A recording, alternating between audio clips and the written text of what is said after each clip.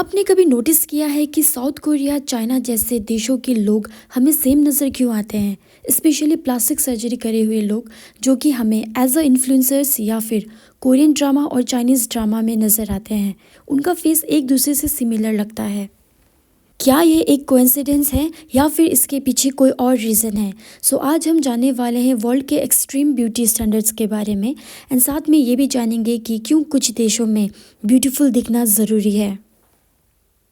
South Korea, जो कि world का प्लास्टिक सर्जरी कैपिटल माना जाता है, जहां सबसे ज़्यादा कॉस्मेटिक प्रोसीजर्स किए जाते हैं एंड अब पीछे पीछे चाइना भी लाइन में लग चुका है।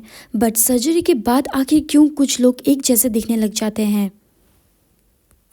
इसका रीज़न छुपा है एक टैग में, जो कि है आइडियल फेस का, जो कि surgeons as a reference use करते हैं। यानी कि सर्जन्स ने जो फेस फीचर्स को परफेक्ट माना होता है वो अपने कस्टमर्स को वैसा ही लुक देते हैं और बहुत सारे क्लिनिक्स तो उसी ब्लूप्रिंट को फॉलो करते हैं, जो कि होते हैं big eyes, high nose bridge, V shape jaw, double eyelids and pale skin, जिसको अक्सर सेलिब्रिटी फेस या फिर कोरियन ब्यूटी कहा जाता है।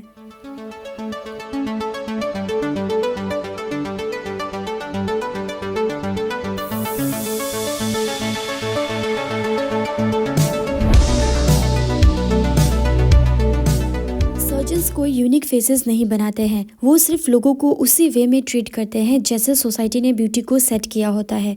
यानी कि जैसा सोसाइटी में ब्यूटीफुल की डेफिनेशन होती है, वो लोगों को उसी का शेप देने की कोशिश करते हैं। सेम टेक्निक का यूज़ करके, same inspiration and same public demand के कारण वो लोग बाद में सेम नज़र आने लग जाते हैं because of their similar face features. And ये ब्यूटी की definition generation to generation and country to country different होती है।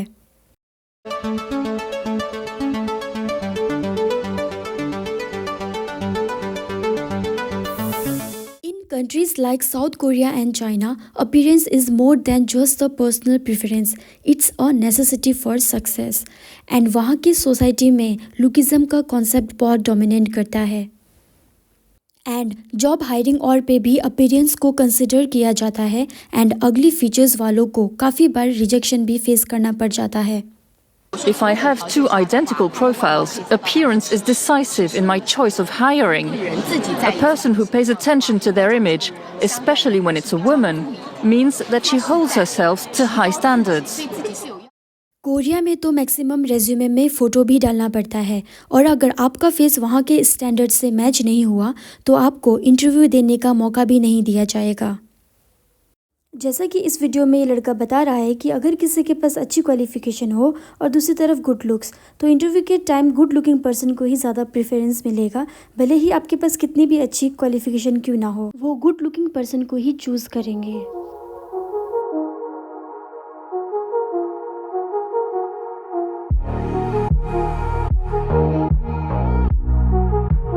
और चाइना में तो अच्छी शक्ल वालों को जल्दी प्रमोशन भी मिलता है। वैसे तो ये इंडिया में भी होता है, इंडिया की कुछ कंपनीज में भी होता है। वहाँ अपीयरेंस का इतना ज़्यादा प्रेशर है कि इवन कुछ पेरेंट्स तो खुद एनकरेज करते हैं अपने बच्चों को सर्जरी के लिए, ताकि जॉब मार्केट में उनको स्ट्रगल ना करना पड़े। क्या हो इफ़ आप इस ब्यूटी स्टैंडर्ड में फिट नहीं हुए तो? The reality is brutal.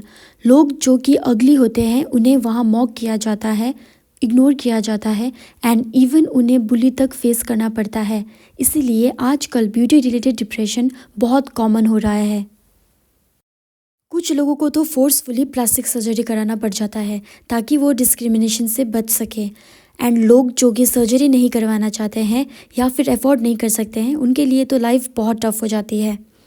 And imagine losing a job opportunity just because your nose is too flat or your jawline isn't sharp enough.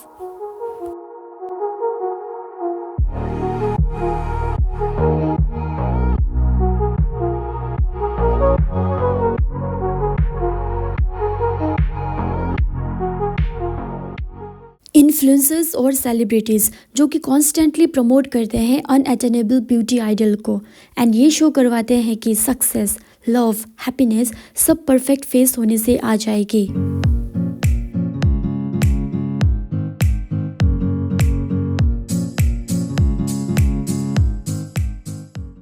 Filters, editing apps, sponsored beauty treatments जो कि लोगों को false reality and temporary beauty दिखाती है, जिससे लोगों में unrealistic beauty standard को पाने की चाहत हो जाती है।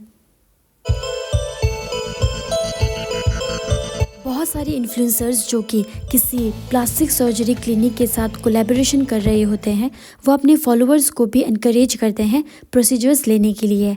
एंड कुछ अंधे फॉलोअर्स उनकी बातों में आके अपनी अच्छी खासी शक्ल बिगाड़ के कार्टून बन जाते हैं।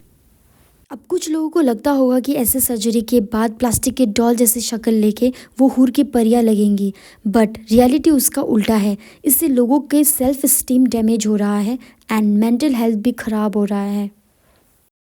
क्या हो जब प्लास्टिक सर्जरी जैसा सोचा हो वैसा नहीं हुआ तो?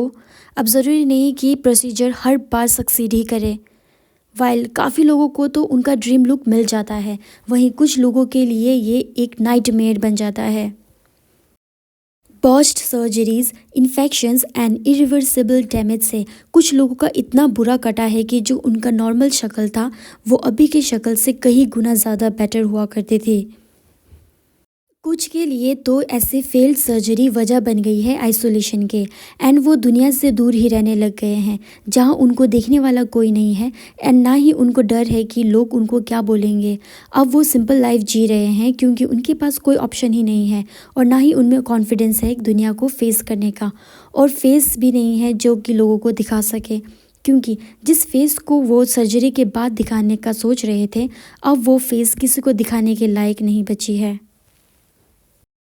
अब गाइस ऐसे रिस्की भरे कदम उठा के लास्ट में एक जैसे ही दिखना है तो उसमें क्या ही मज़ा है। गॉड ने जैसे बनाया है, जो रूप दिया है, उसमें कम से कम कुछ वेरिएशन तो है। अब मैं तो ये बिल्कुल नहीं कहूँगी कि चेहरा नहीं, बस दिल साफ़ होना चाहिए, क्योंकि रियलिटी यही है कि ब्यूटीफुल लोगों को आज की दुनिया में ज़्यादा एडवांटेज मिलता है। सो मैं वो शुगर कोटिंग नहीं करूँगी। बस यही बोलूँगी कि सर्जरी करवाना है तो कोई अच्छे क्लिनिक में जाके करवाओ, जो किसी फेमस सर्जन से करवाओ, ताकि ऐसे मजाक ना बने तुम्हारे फेस का। और अगर गरीब हो, अफोर्ड नहीं कर सकती, तो जैसे हो वैसे ही एडजस्ट कर लो यार। अब हम भी तो एडजस्ट कर ही रहे हैं। सोसाइटी जो कि ऑब्सेस्ड हो ब्यूटी से, ऐसे सोसाइटी में फिट होने के लिए लोगों के पास और कोई ऑप्शन नहीं होता है सर्जरी के अलावा। बट क्या सुंदर दिखना इमोशनल, फिजिकल और फाइनेंशियल कॉस्ट के लिए वर्थ इट है?